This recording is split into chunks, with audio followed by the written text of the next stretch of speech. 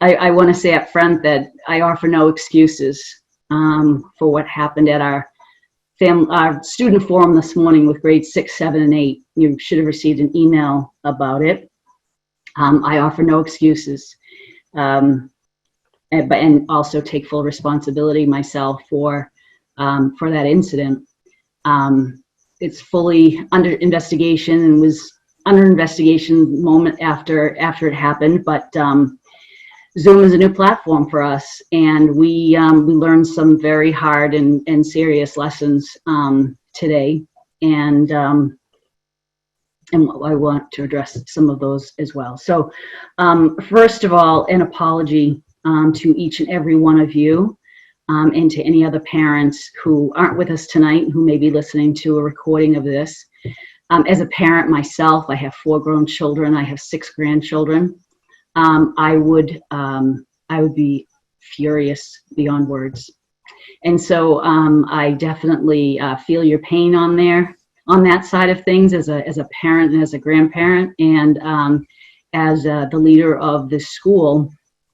I cannot express deeply enough my regret for what happened, for our inability to shut it down faster, and some of that was just a lack of knowing the steps but not being fluent in them, and being able to get as soon as I was able to pop kids out, they would pop back in, and I kept.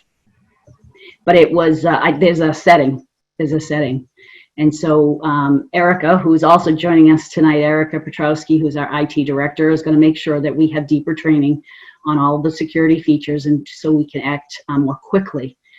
But beyond that, I also want to say that so we bought a very secure Zoom account, and each one of the kids will have their own Zoom account and their own AMSA email address. Now, when classes are actually in session, the classes will be taught through that secure Zoom site, which they don't have access to yet, with their AMSA email address. And that's where the piece of security comes in. And they won't be able to change their names, so there would be, no secrecy there as far as trying to hide their identity. Those settings are in place. Unfortunately, at the moment, the kids don't have access to their own AMSA Zoom accounts, and that's where the problem came in. So every folks, we had 180 something at some point today, kids, adults, and people were using their own personal Zoom accounts with probably their own personal email addresses. And then some horrific things were said, very insensitive, racial and sexual in nature. And your kids never, ever should have been exposed to anything like that. And so I sincerely apologize for that, and we will make sure that it certainly never happens again. It's beyond an apology, actually, but that's the best I can do at the moment.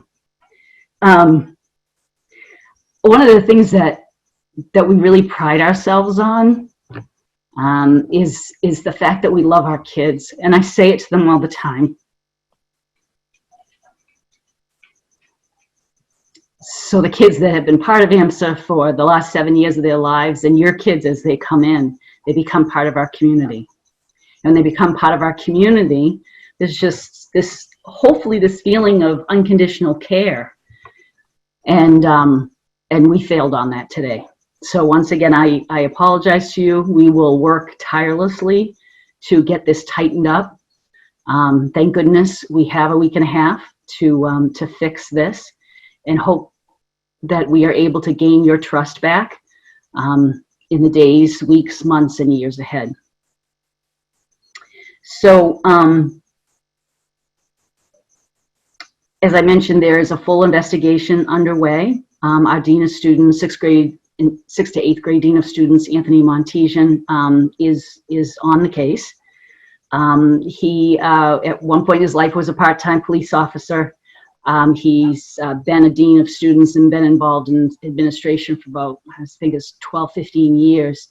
I've known him for 12 years, and I trust him to work tirelessly to figure this out, and then to address it as far as we can. So I want to assure you that as we go forward, and Erica can talk about this a little bit further on if we have additional questions, but once your kids, and you should have gotten an email several days ago to set up their AMSA email address.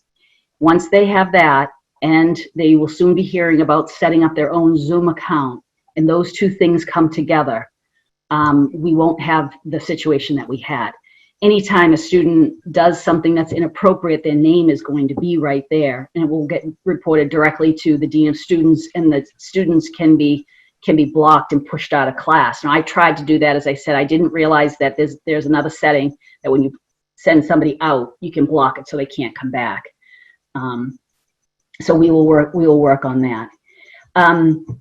I'm going to just change gears a little bit and try to get back a little bit into the introduction that I had planned for tonight. And then I'm going to turn the time over to Brianna and Mike, and they will introduce themselves, and they will answer some of the questions that we had come in. Typically for our family forums for parents, we ask for questions to be submitted beforehand, and then we run through them. We try to keep the forums to about an hour, and we do them every month when there's things like this happening.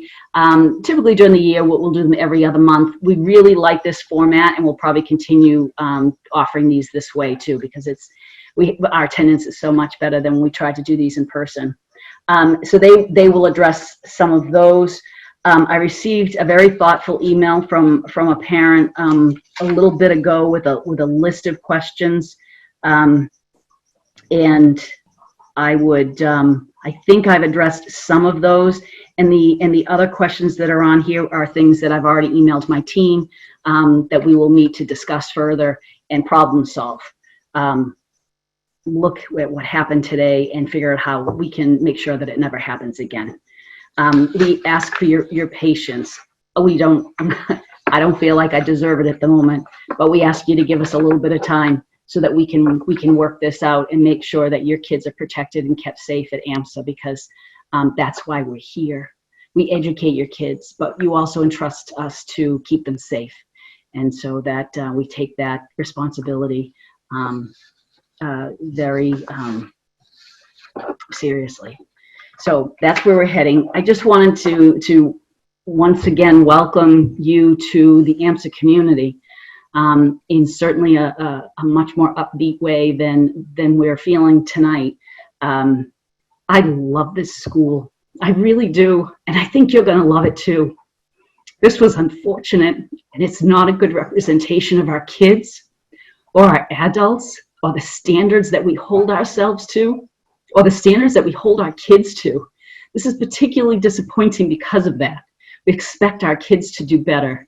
And so when they make some very serious mistakes, we want to help them fix that.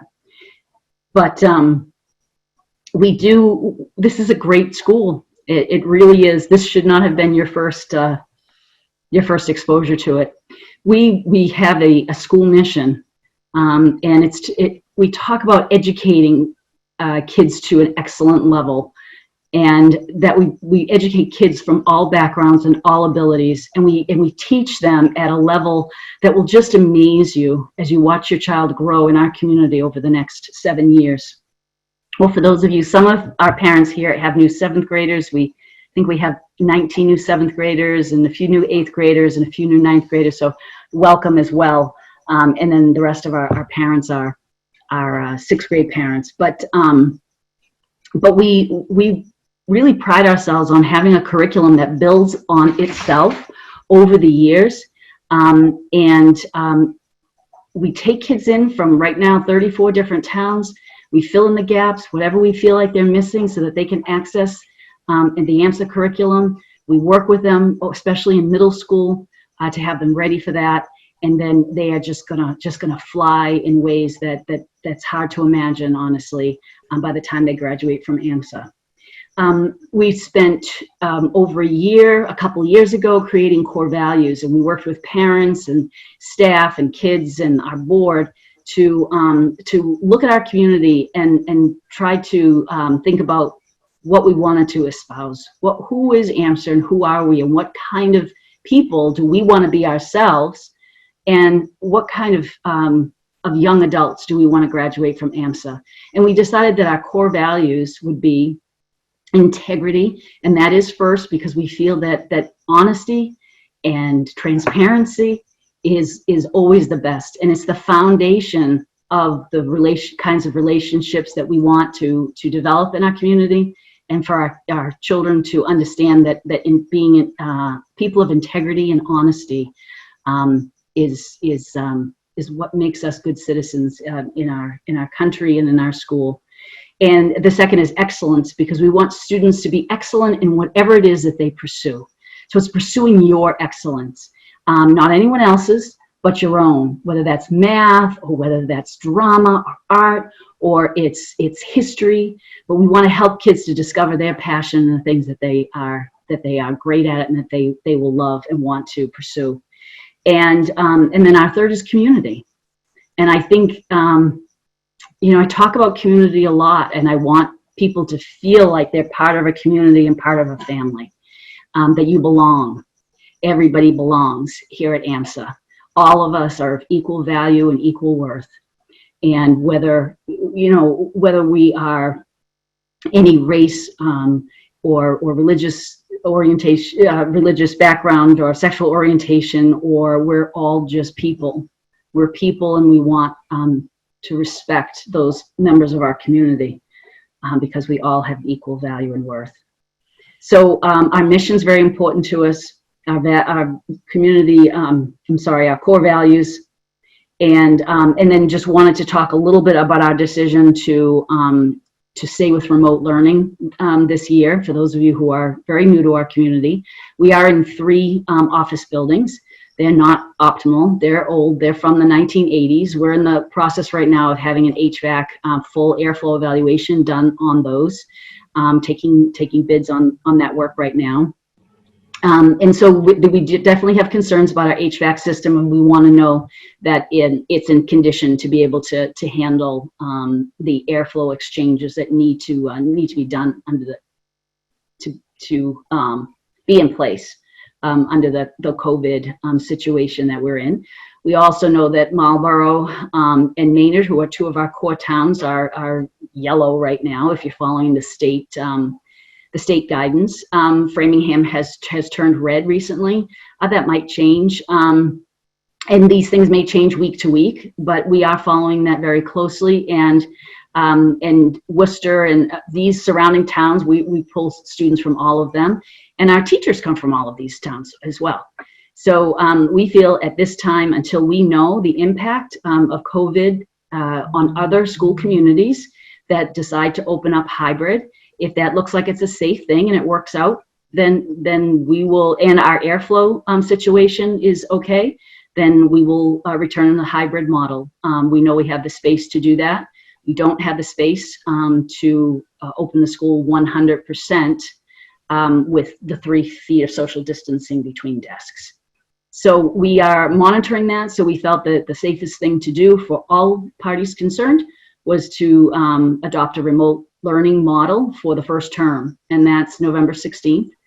And as we come closer to that date, we will make a decision, give you as much notice as we can about the plans for the weeks ahead.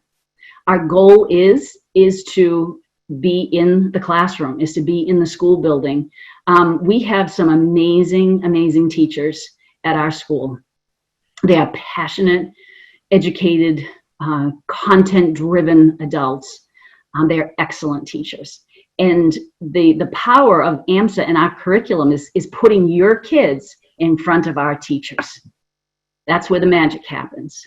And it's not the same to do it in a remote way. They can do it. I have full confidence in them to do that. And they're working hard at it. They really, really are. But it's, we're a brick and mortar school, right? We're a blackboard, whiteboard school. And that's what we want to get back to, because we think it's best for kids. It's just not where we are right now. So this is the decision that we've made.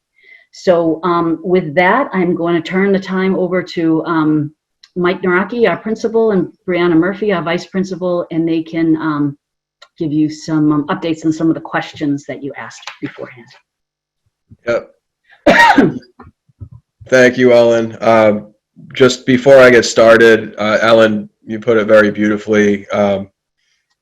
Maybe that's not the right word right now, but your apology and ownership on behalf of the.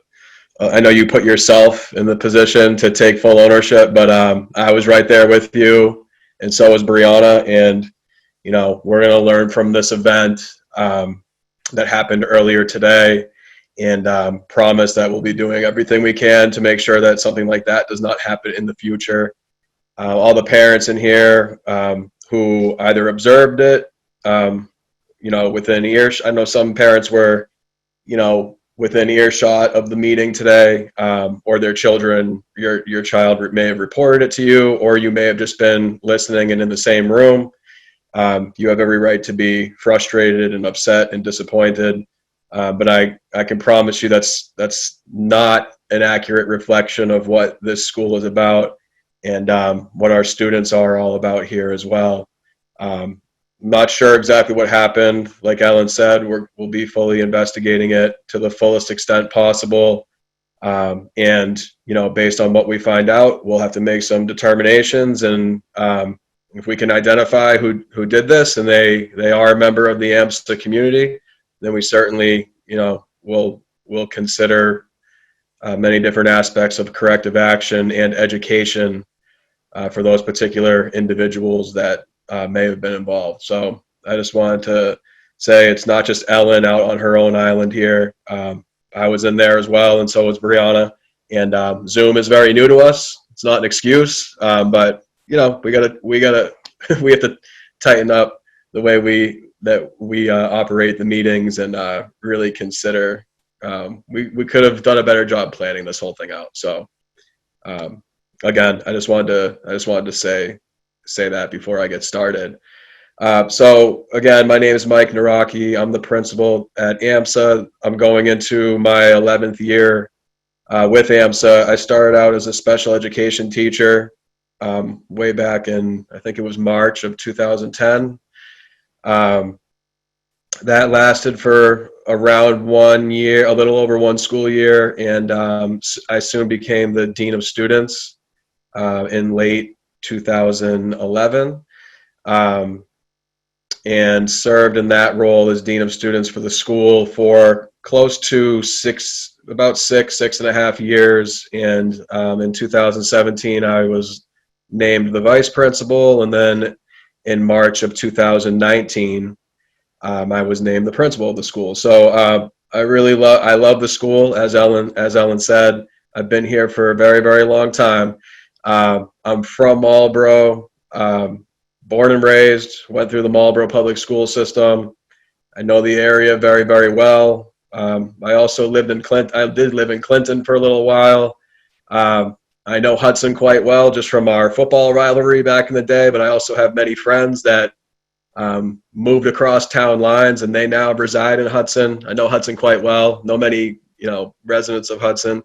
In Maynard, I'm very familiar with as well. So I know those are our core towns, but just the surrounding Central Mass community. I grew up around here, and I think that really helps me in developing connections with the families and with the students. So I'm looking forward to getting the school year started. I know it's not going to be, the greatest start. It's going to be an unusual start to the school year going remote. But I'm confident with our staff. We have a very tremendous staff that's strong and intelligent, and we will figure this out and provide the best possible education for all of our students. I can promise you that the effort is there, and we have a very collaborative adult community, a very collaborative staff that is really focused on helping each other out and helping each other to develop and deliver the most meaningful and content-rich lessons that we possibly can. So please know that that is our goal, that is our mission, and we are really focused on that this year. I did want to jump into some of the questions. I want to start off with attendance. There are many questions about that in past family forums. Excuse me. And I mentioned it to the students as well earlier today. With the attendance this year, we are doing all that we can to fully. Sorry, excuse me. Got something in my throat. We're doing all that we can to fully abide by the attendance policy that's outlined in our student parent handbook. We may be able to throw a link into the chat at some point so you have a direct link to our handbook, but please know that it is on our homepage. It's on the AMSA website under Student Life. You click on the Student Life tab, you'll see the handbook in that menu there. You can click on there and you can read all about our policies and procedures. But attendance starts around page 20.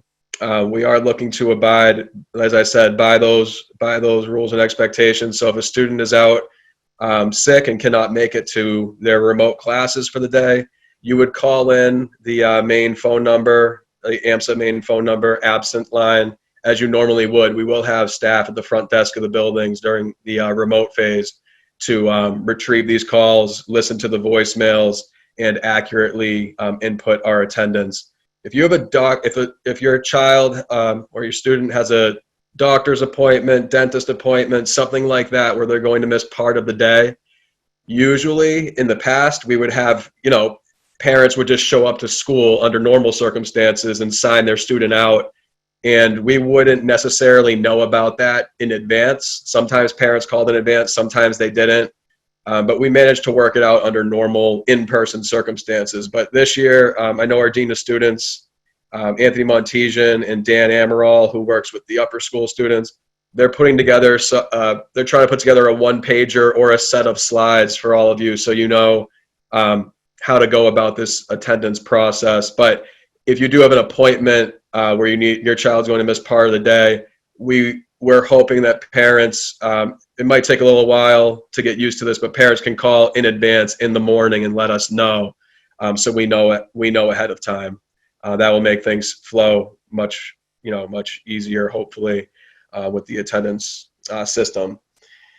Power outages and just generally just losing connections at home, that's a concern that the students and parents have brought up.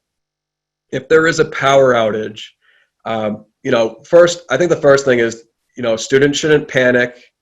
They should, if there's another device available at home, at their house, then, I would suggest that they try and utilize that device to get back into class as soon as possible.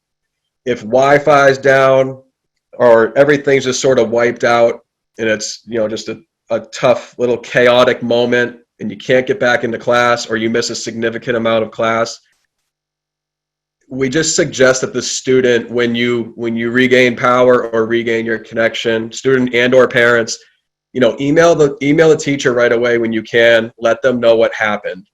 On the flip side of that, we're also going to be monitoring, daily attendance, but also period attendance. So if a teacher's conducting a lesson through Zoom and they notice that one of their students exits the room and doesn't come back right away, that will also be reported to us on our end. So the attendance team, we have several people, we have a whole attendance team that's dedicated to tracking attendance during the remote phase. They'll probably receive the information as well while the power outage or the disconnect is taking place. So just remain calm. Please, if you're home with your child at that time or that they're home, on their own, just tell them to remain calm. We'll figure it out, because our attendance team will probably reach out to you to make sure that everything's okay. I just wanted to address that because that's definitely popped up.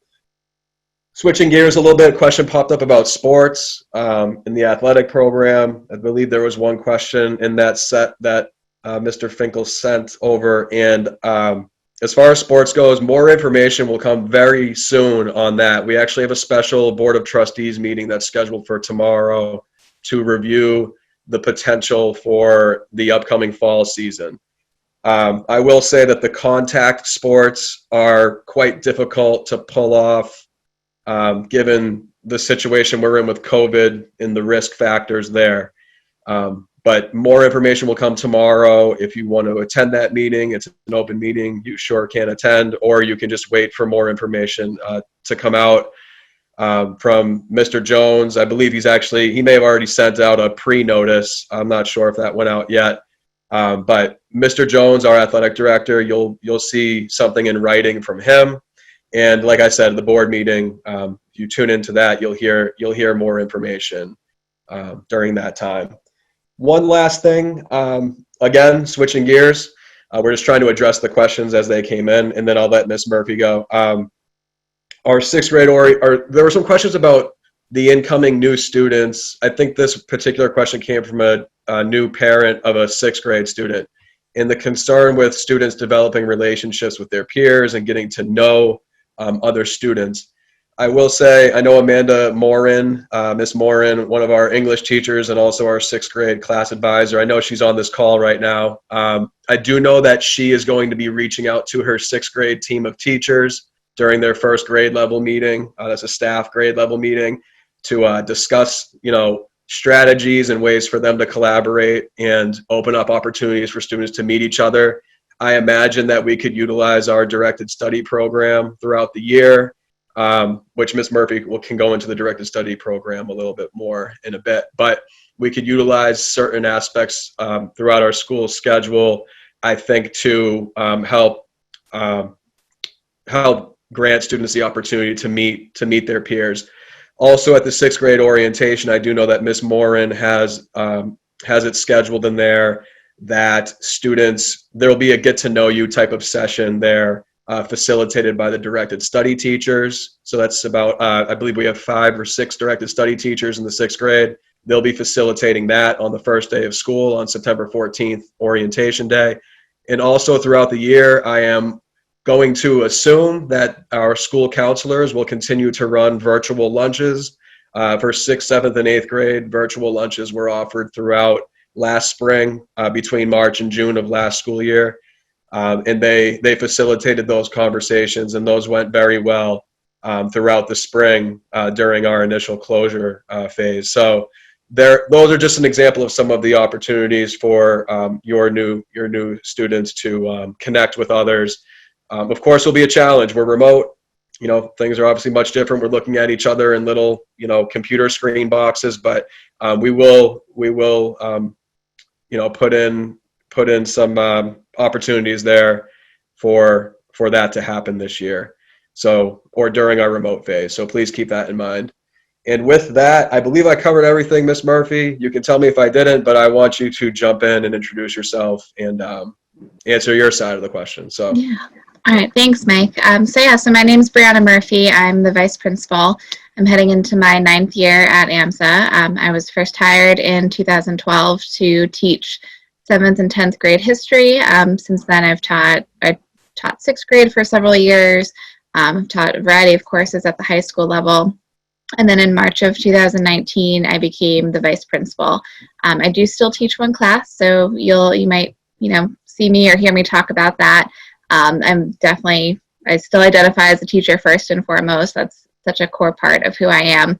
And it's great to use that experience in my role in administration now and to always keep that perspective as we work with our school and think about, all the aspects of our school.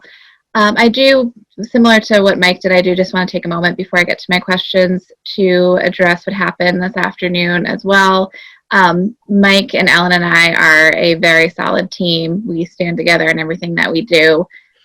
We all equally share the kind of the horror and the shock of that meeting. I've worked with middle schoolers the entirety of my time at the school, and high schoolers too. I have never even come close to experiencing something like that. That is simply just something our students do not do. And I think, like Ellen and Mike both said, just completely unexpected, not at all true to our core values or any of that. And again, I think that's definitely why we were so caught off guard and just shocked, because we've hosted multiple meetings like this with students, and never, ever has anything even remotely close to that happened. Students are incredibly respectful. We have very strong relationships between students and our adult staff. They come back and stay in touch with us for years after they graduate, even after they graduate college. So, we really value that bond that we have as an entire school. So again, it's just completely shocking and surprising to have seen that happen. I did see a couple questions come in the chat about how to address it from an educational standpoint with students. Absolutely a thought too, because one of my thoughts too is how do students even think to use that language if it, indeed was a student. This is something that for our new families you might not have been as in tune with, but back in the spring or the beginning of the summer, we made a commitment as a school to directly address issues around diversity and equity and racial justice. This is actually something we're taking our first few steps, very direct steps with during our PD with teachers this summer. We had a couple sessions with our staff last year before our closure, kind of revamped and renewed our commitment to this work over the summer. And last week we had our first session with our staff. Everyone either read or was encouraged to read or watch different works to expand their ideas or their perspectives around race in the United States.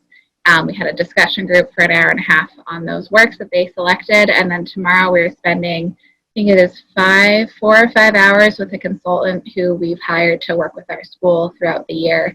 And we already have several sessions scheduled with her that will work first with our staff. We definitely feel like we need to first empower our staff to address these issues in their classrooms and make them comfortable having those conversations amongst themselves before we do really intensive work with students.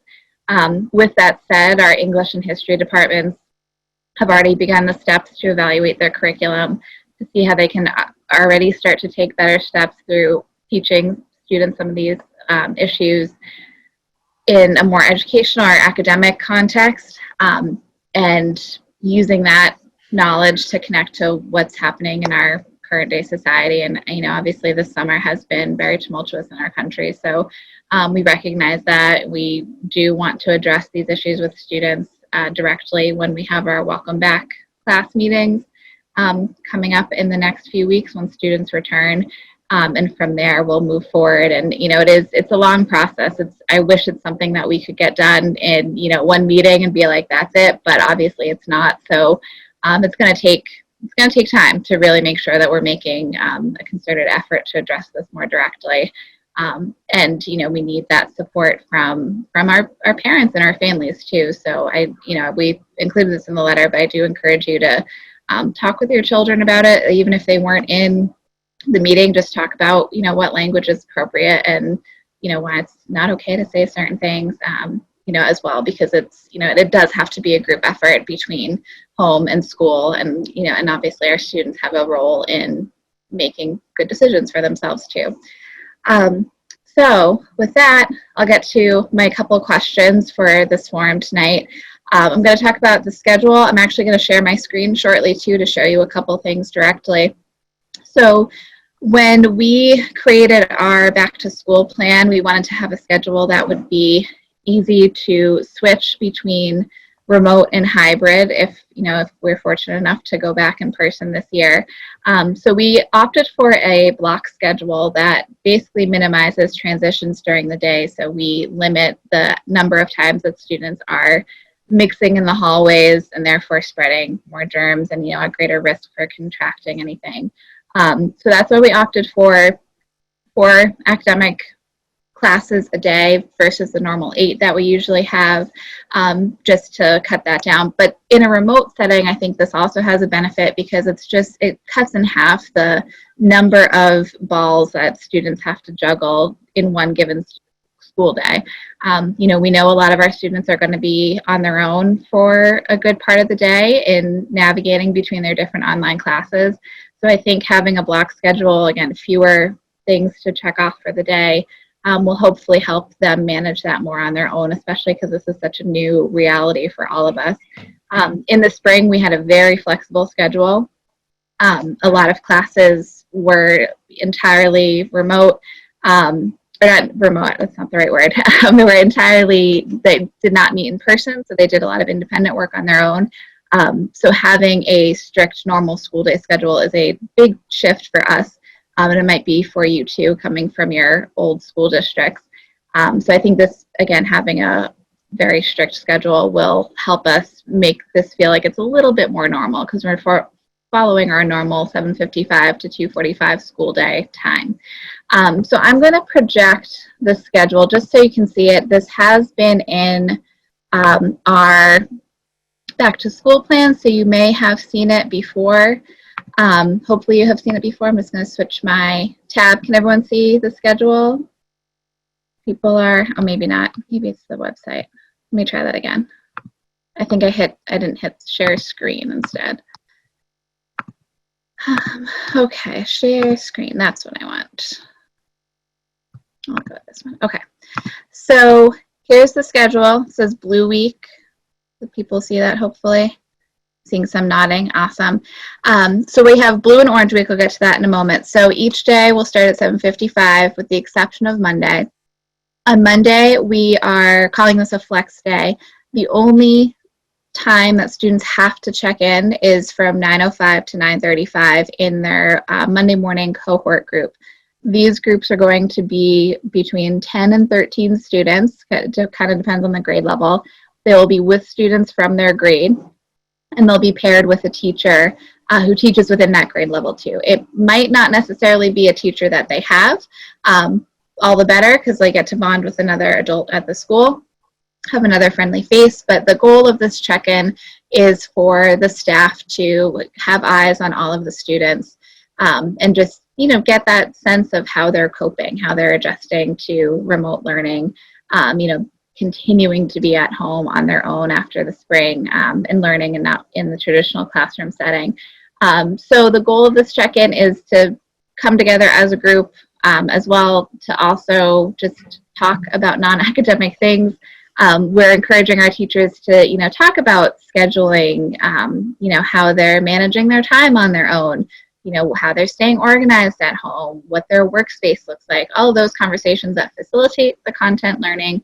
And also simple things like, what did you have for breakfast today, or what did you do over the weekend, or things like that too, to just help give a little bit of that social connection that is obviously of big concern for us, because I think some of the best connections with students happen in those unstructured times between classes, or as people are packing up to leave and that kind of thing, and that's obviously so much harder to do remotely.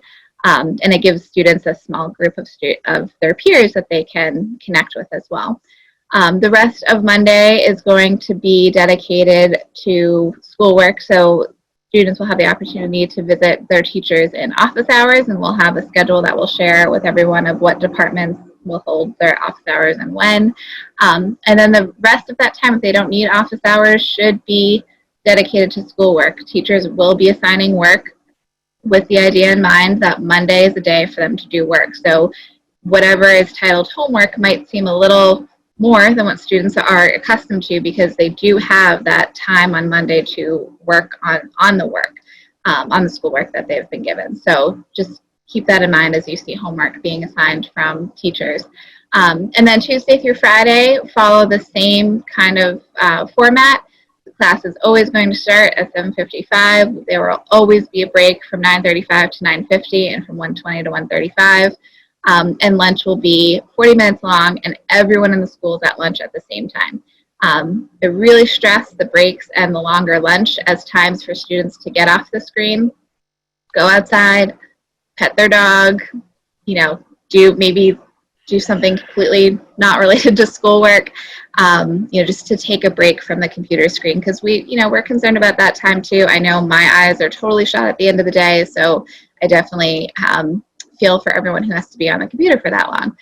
So again, use that time to take a break. We're encouraging teachers to incorporate screen breaks into their lessons. Think about what they can ask students to do, maybe in a notebook or a book, rather than on the screen all the time, especially for their homework too. So for our new families, the blocks are going to be unfamiliar, but basically on our typical schedule, we have A1 and A2 classes. We have 1 and 2. We call them odd and even days. in our normal setting. So once the student sees their schedule in Plus Portals, it says, I think it's BLTU or Blue Tuesday. It's something like that. That's to show that it's the blue week versus the orange week. So the blue week goes A to D, E through H, and then repeats that for the 2 classes. Our classes that are 1 credit or would normally meet every day are titled A1 and A2. So some classes you will have every other day, and some classes you'll just have once a week if it's a half credit, if it only meets during A1, for example. The next week will be the orange week. That's when the schedule flips. So instead of having a class first period, students will have that class last period. Normally we rotate our schedule, so periods meet at a different time on an 8-day rotation. This is a way to kind of replicate that. Teachers and students find that, sometimes first period is a better time to learn than last period or vice versa. So flipping the schedule in this way helps to just mix up the learning time. It also gives students this time during academic workshop, which all classes will benefit from on this blue-orange week alternating schedule. Teachers will instruct for the 7:55 to 9:05, the 70-minute block for first period, and then at the start of academic workshop, the students will have the ability to turn off their cameras. Teachers will do so as well. They have to stay logged into Zoom. They cannot leave, but they can use that academic workshop time to complete work related to the class that they just had. So it's kind of like a built-in jump start on homework. I think is a really good way to think of it. I know, again, I teach 1 class. The way I'm anticipating using it is I will do instruction, breakout rooms, that kind of thing during the 70 minutes. And then during academic workshop, I expect that students will be, doing a reading or maybe working on a writing assignment that relates to what they did in class that maybe under normal 45 minutes I would have had them do for 20 minutes in class. So just, again, it gives them that dedicated time to be working on academic work independently, taking a screen break potentially too, depending on what that work looks like. And again, we're encouraging teachers to think of their time and think of that time as, independent work time for students. I'm next going to share our school website to show you a couple different things. Let me bring that back up. Closed out of the wrong thing, I think. Go back to that tab. Okay. So our website has a lot of resources to answer some of the questions that we've seen come up a lot. So I'm just going to show that. So if you go to amsacs.org, you'll be brought to this site. This scrolling banner has our most popular topics right now. So summer office hours, which is kind of coming to an end, our back to school learning plans. You can click on this and it'll bring you directly there. And then the next thing on here is summer work. So we've had some questions come in. For the vast majority of students, they will have had summer reading for their English class and potentially some math work, depending on what math class they're in. So if you click on that, it will show you the work that they've been expected to complete over the summer. Individual teachers are handling submission of summer work, depending on the standards of their class. They either will have already communicated to students or that will have been made clear within the first week. But students should complete that summer work for the first day of school. So one of the places that I think will be really helpful for everyone to be aware of is our academics tab.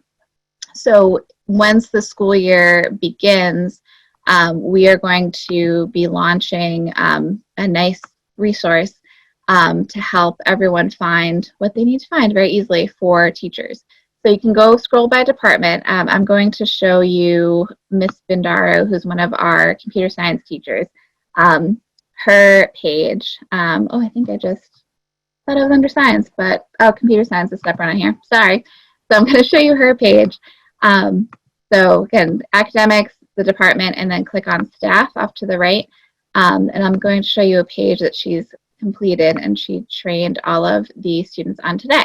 So it'll bring you here, teacher's name. Most of the teachers have a picture in here as well. And then you'll click on one of their classes, whatever class your student's enrolled in.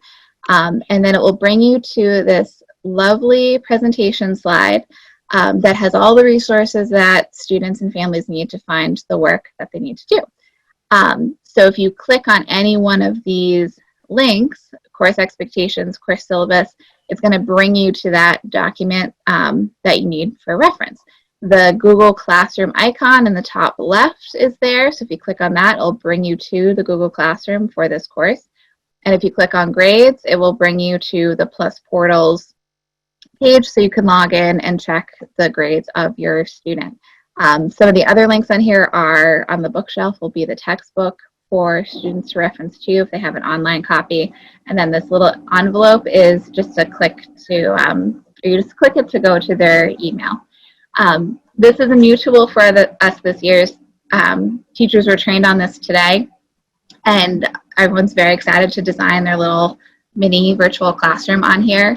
And we think this will, again, be a really helpful tool for everyone to use just to find things. One of the big pieces of feedback that we've received over the years is just keeping track of where everything is for families. I think especially parents who are hoping to support their students sometimes have a hard time finding what they need to find on here.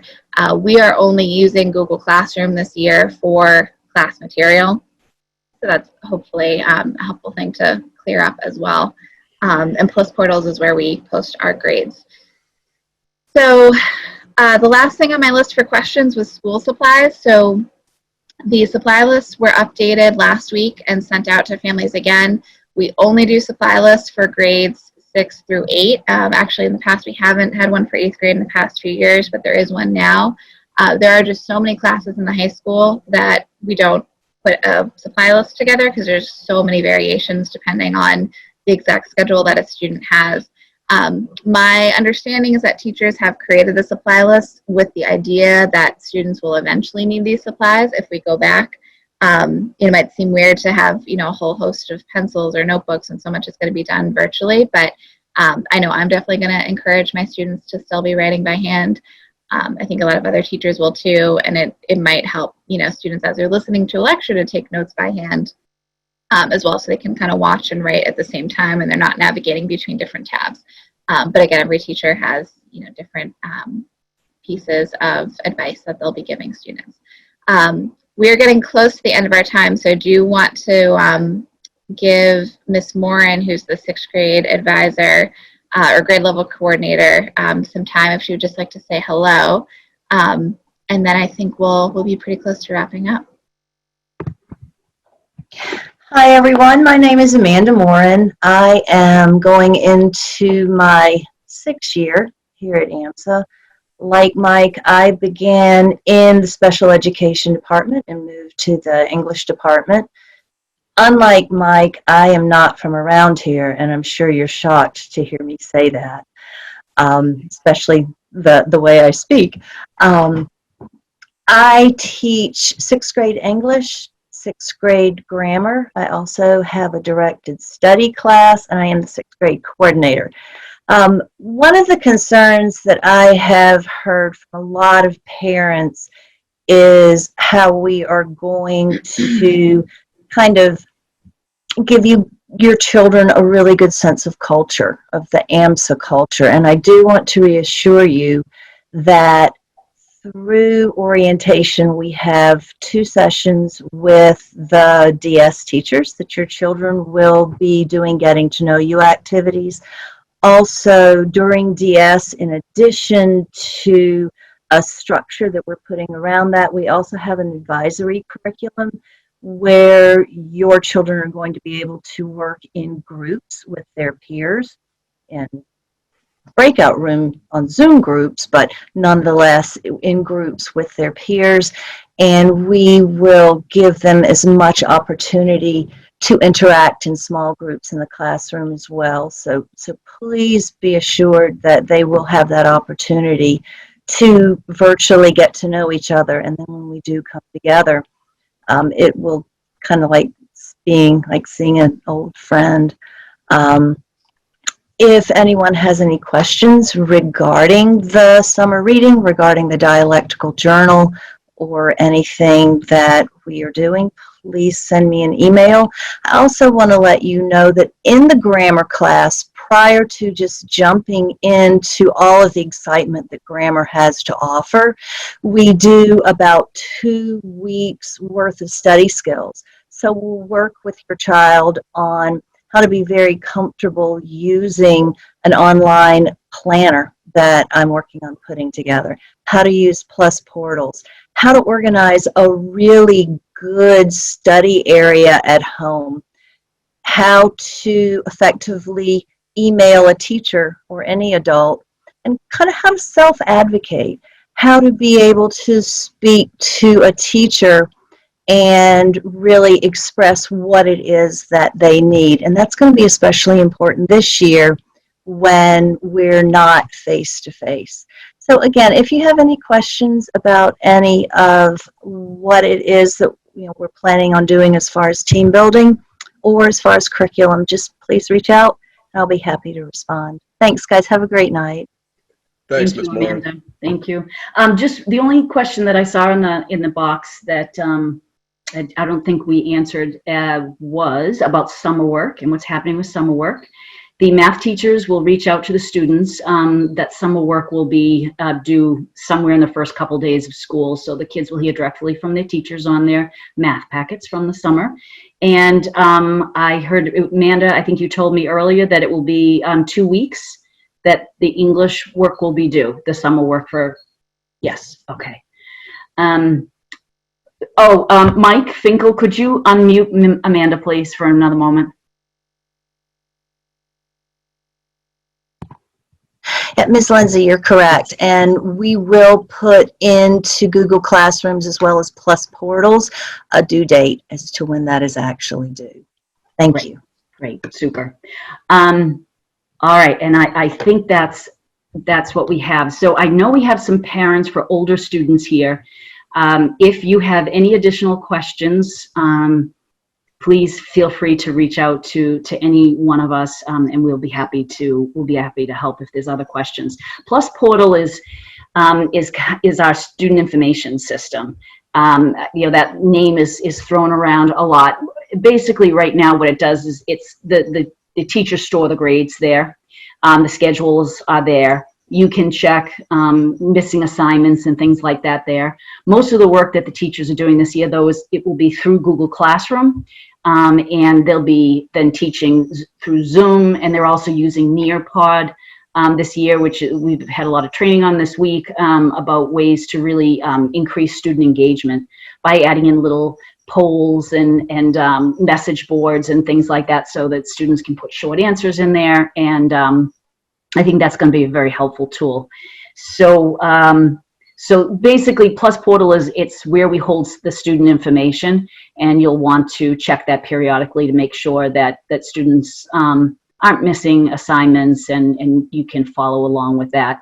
You'll also have Guardian access to their Google Classroom, and you'll be receiving information about all of that. Sixth graders will get their, they've just gotten information about the new email account. If you haven't gotten it, Erica put her email address in the chat. You can take a look at that, and you'll be getting more information about Plus Portals and their AMSA Zoom account as well.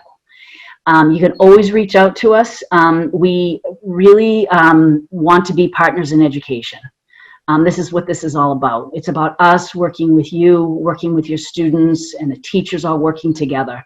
I hope that one of the things that you've heard and felt from us as we've interacted as AMSA adults is the respect and collaboration that we really foster here at AMSA. I tell the staff all the time, this is the job that I'm doing right now. I'm a school guidance counselor. That's my background. That's where my education came from. I came to AMSA as a school counselor. I will always be a school counselor, just like Brianna will always be a teacher.